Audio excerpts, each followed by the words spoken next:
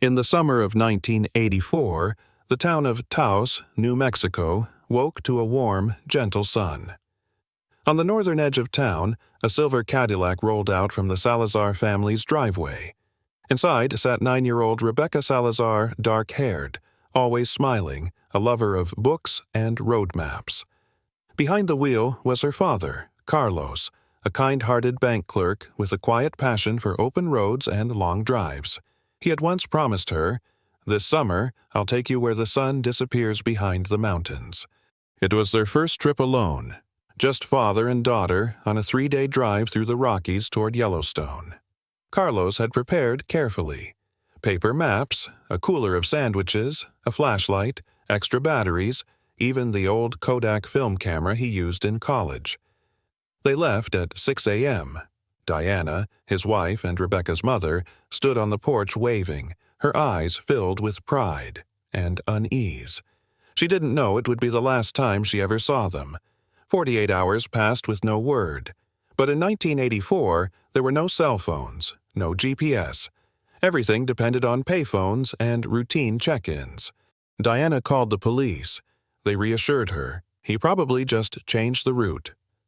A week passed, then a month. Nothing. By the end of that year, the case was filed as missing, undetermined, with a chilling line stamped at the bottom.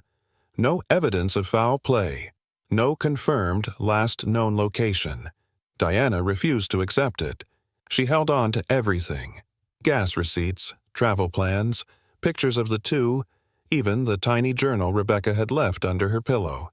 She mailed letters to every police department between Colorado and Wyoming, printed flyers, knocked on doors along Highway 285. But every door stayed shut. Every road led to silence. Then, 16 years later, in a rusted junkyard outside Rock Springs, Wyoming, a crushed Cadillac chassis was found, its license plate misregistered. In the trunk, buried beneath a blanket of dust, was a small heart-shaped pendant engraved with the name Becca. And tucked behind the rusted frame, a single long black hair, still caught on a screw. Diana Salazar had spent more than a decade living outside of time.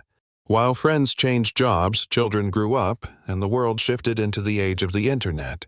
She wrote hand-penned letters, mailed photocopied flyers, and taped fading pictures to streetlight poles with cheap duct tape. Every year, on June 16th, the day Carlos and Rebecca had left, she drove to the same rest stop in Pagosa Springs, Colorado, where they were supposed to spend their first night. She would sit in her car, watching people pass, asking herself, had anyone ever seen a little dark-haired girl smiling in the passenger seat of a silver Cadillac? No one ever answered. Police called it a disappearance with no leads, but to Diana, every dream, every gut feeling, every flash of a familiar silhouette on the street was a clue. In 1990, someone reported seeing a similar car in Utah. She went. It wasn't theirs. In 1993, a homeless man told her he'd seen a girl named Becca living in the woods with a dark-haired man. She followed him. They found a torn-up tent, empty. Police grew tiresome, even annoyed. One officer said she was tormenting herself. Another hinted that maybe Carlos had chosen to disappear, but Diana knew Carlos. He would never do that. And she knew Rebecca couldn't just vanish without leaving something behind.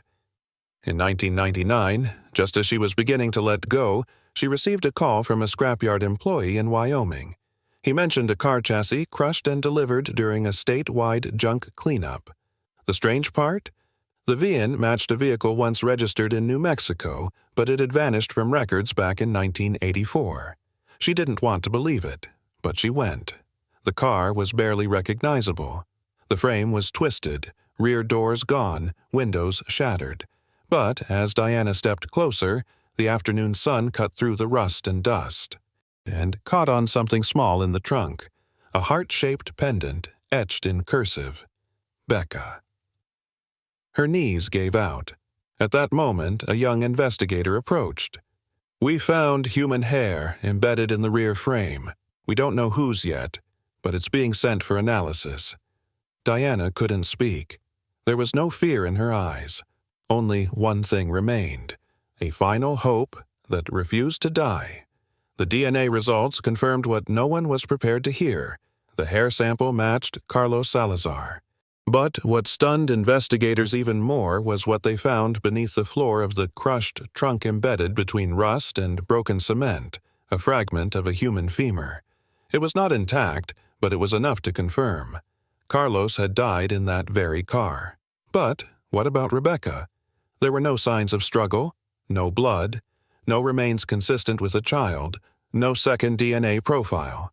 The car was crushed, but the back seat where Carlos always made Rebecca sit was almost entirely untouched. That led to a chilling new theory. Rebecca might still be alive. Police reopened the case and retraced every known stop the Salazars had made in 1984. Among the gas stations, motels, and roadside diners, only one name appeared twice: Leonard Pruitt, a man who at the time worked as a highway maintenance tech. He was seen at the Taos gas station the morning Carlos left, and again logged near Pagosa Springs 2 days later. This had never raised suspicion. Pruitt had no criminal record, but a deeper dive into employment files revealed something else. He had been suspended from a previous job for inappropriate conduct involving a minor, though never charged. Pruitt was now living in Grand Junction, Colorado, working solo as a backup generator repairman for hunting lodges. No wife, no children, no visitors. He resided in a rundown trailer behind a machine shop. When police approached, he didn't look surprised. He simply asked, "She's still looking?" The case was reclassified as criminal. A search warrant was issued. In the storage shed behind his trailer, officers found a weathered blue notebook labeled LT, an abbreviation for Lucinda Teresa, a name that did not appear in any Colorado birth or school records. But what chilled everyone was what lay inside. Drawings of a little girl with long hair, wearing a flowered dress, standing outside a wooden cabin with barred windows. Beneath one of the sketches, in smudged pencil, were the words, "If you're good, Daddy won't erase the memory again." The blue notebook was only the beginning.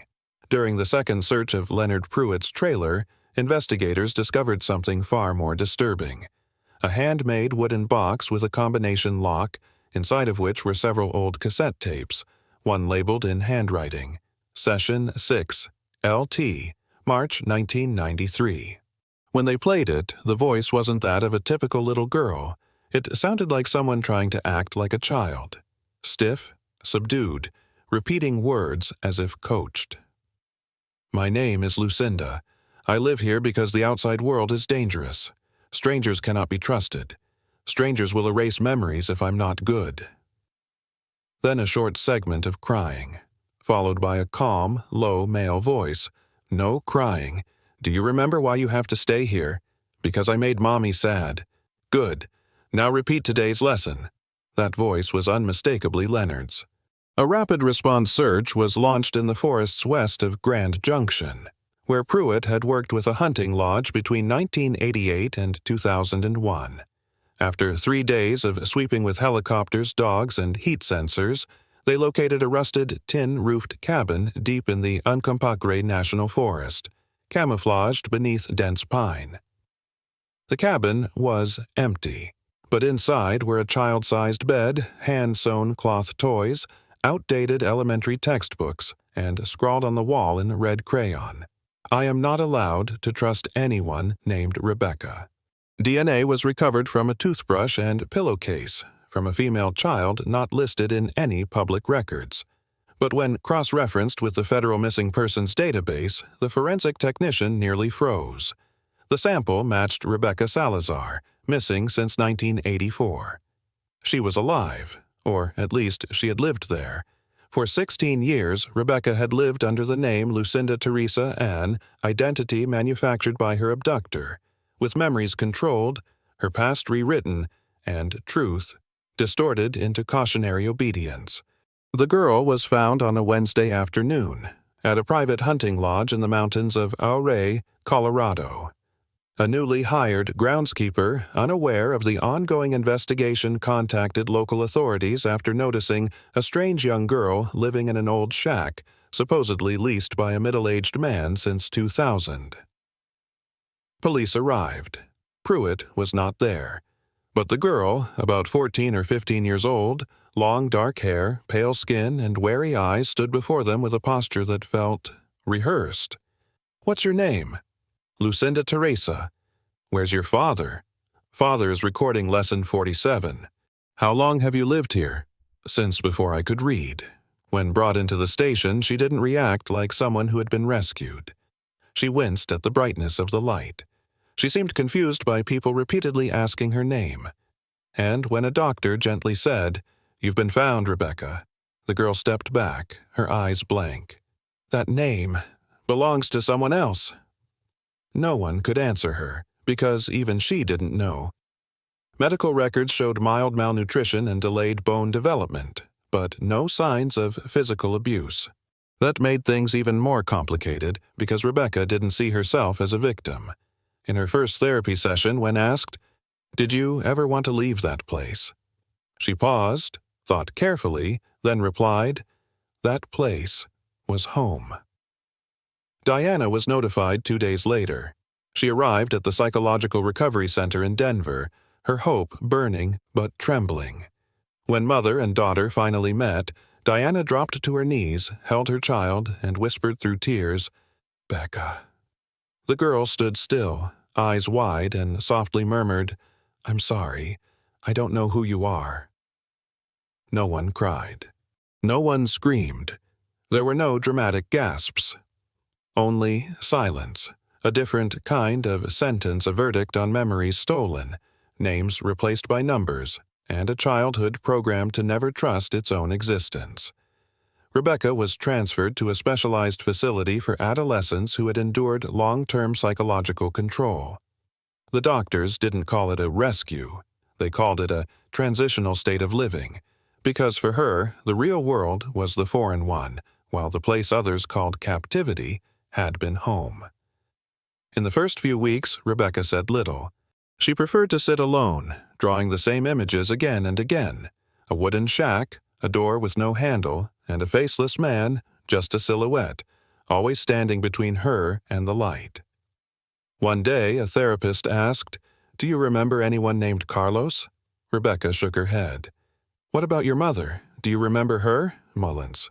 "What's the first thing you do remember?" "A knock on the door, then a voice telling me to open my eyes, and from then on, the world always had rules. Those rules were written into notebooks. Don't talk to strangers, never ask about the past, never use the name Rebecca unless given permission." Over the years, her name had been changed to Lucinda, then LT, and eventually just Subject 4, because in Leonard Pruitt's journals, he referenced 3 previous failed experiments. When Diana learned this, she didn't speak.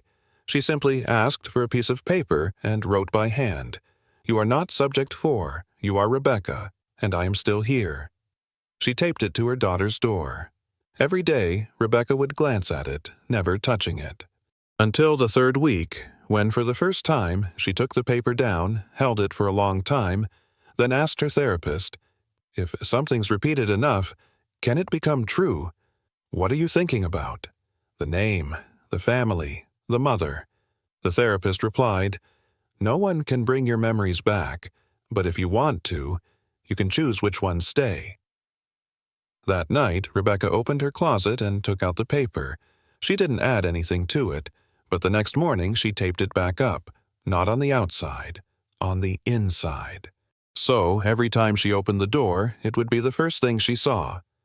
Rebecca began to remember. Not the way it happens in movies. There was no sudden flash of light, no distant voice calling her name. It came in fragments: a red scratch on a bike frame, the smell of old paper in a bookstore where her father used to take her every Saturday, a lullaby her mother would hum when it rained. Where you sleep, no wind could shake your mother's heart. She didn't speak much, but she started to write. One of her first notes to her therapist read, "If remembering hurts more than forgetting, which one should I keep?" Diana never forced her to remember. She was simply there, waiting. Every time Rebecca asked something, her mother answered softly, never pressing, "You can ask anything, and I'll answer, when you're ready to hear it." But what Rebecca wasn't ready for didn't come from within. When police finally arrested Leonard Pruitt near the Utah border at an abandoned gas station, he didn't resist. He didn't flinch when they listed the charges. He said only one thing when asked about Rebecca. She was proof. Doesn't matter what her name was, she survived. From the surveillance system in the cabin he'd left behind, authorities recovered dozens of audio recordings. No screaming, no overt violence.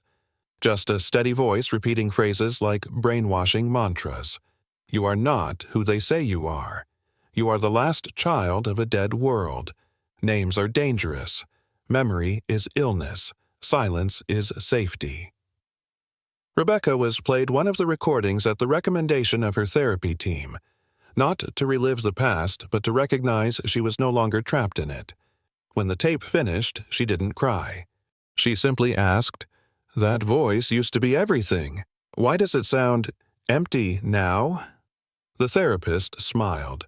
"Because now you have other sounds to compare it to." That night, Rebecca passed by her mother's room. For the first time, she paused and knocked softly. When Diana opened the door, her daughter didn't say anything, just reached out her hand and whispered, "Will you tell me a true story?" The trial of Leonard Pruitt began in late 2001 at the Mesa County Courthouse in Colorado. The entire nation watched. Reporters packed every seat, but Rebecca did not attend. She viewed the proceedings through a private screen, monitored by a therapist. When Pruitt entered the courtroom wearing an orange jumpsuit, shackled, he didn't scan the room. He looked directly into the camera. Rebecca tilted her head slightly and turned away. The defense argued that their client had experienced mild schizophrenia after a wartime injury, had lived in isolation, and had cared for a child no one else claimed. And that he never beat her, never inflicted physical abuse. But the prosecution only needed to play 3 recordings, just 3. One where the child recited that her name was a mistake, one where she asked permission to drink water, and one where she quietly asked, "If I remember my mother, will I be punished?" The courtroom fell completely silent. Diana was invited to speak. She didn't read a long statement. She simply held up one of Rebecca's drawings, a child behind bars, with a scribbled caption, "If I stay silent long enough, do I become someone else?" She held it up and said, "He didn't steal 16 years from my daughter. He taught her that memory was a fault. That's not care, that's a slow execution." Pruitt was sentenced to life in prison without parole. But outside the courtroom, the public began asking different questions. Why did it take 16 years to find her? Who first ignored the warning signs? Which reports were quietly shelved due to lack of evidence? Many had encountered Pruitt. He lived near schools, near bus stops, near parks. But no one reported him, because he seemed normal, because Rebecca seemed fine. And that, perhaps, was the heaviest sentence of all, that indifference had stretched the years of darkness, and everyone bore a piece of the blame. After the trial, life didn't return to normal. There was no happy ending, no sunny day bright enough to erase 16 years of darkness. But Rebecca began choosing not by instinct, but by intention. She didn't legally change her name right away. When reporters asked, "What would you like to be called?" she simply answered, "Rebecca is the name my mother gave me. Lucinda was the name someone else assigned, but I'll be the one to choose finally." She chose to live slowly. No social media, no press interviews. Each week, she visited the city library, reading books on neuroscience, memory, and law. She began journaling not about her past, but about the small things she was learning. People don't misremember. They remember in the way they need to survive. Sometimes what we call home is just the place we were never invited to leave. A name doesn't define you, but it's the one thing no one can steal if you protect it right. Diana still lived with her, but not as a caretaker. They lived like companions sharing chores, writing notes on days. Rebecca needed silence and taking walks every weekend without a fixed route. One day, passing by an engraving shop, Rebecca stopped. She walked in, selected a thin silver bracelet, and handed the clerk a handwritten note. R.E.S. The clerk asked, "Initials for who?" Rebecca replied, without looking up, "For someone I'm still getting to know." In 2004, exactly 20 years after Carlos and Rebecca left home, Diana returned to Pagosa Springs, the place where her family had planned to spend their first night. She stood at the old gas station, now under new ownership, with a new name. Nothing looked the same, except the forest that still wrapped around it. But she hadn't come to rediscover. She had come not to forget. Rebecca didn't go with her. She chose to stay home, sending her mother a folded note. "Dad once promised to take me where the sun disappears behind the mountains. I haven't gone yet, but you go first. When I'm ready, I'll walk there on my own." No one called Rebecca a victim anymore. She didn't appear on television. She didn't speak at conferences. She didn't write a memoir. But in a small library north of Denver, a young woman came in weekly to read about memory, not to recall, but to understand. Truth is not what you're forced to believe. It's what you choose to keep. Someone once asked her why she never sued the state, never sought restitution, never demanded justice in the legal sense. Rebecca replied, "I don't want to count what was taken. I want to protect what's left." In her small apartment, there's an unfinished oil painting of a wooden door cracked open, light spilling in, and a single shadow sitting in the back, reading. The figure has no face, no name, no label, because, maybe, this story hasn't truly ended, and maybe it doesn't need to. Not every tragedy needs closure. Some fractures are best left visible as proof that something survived.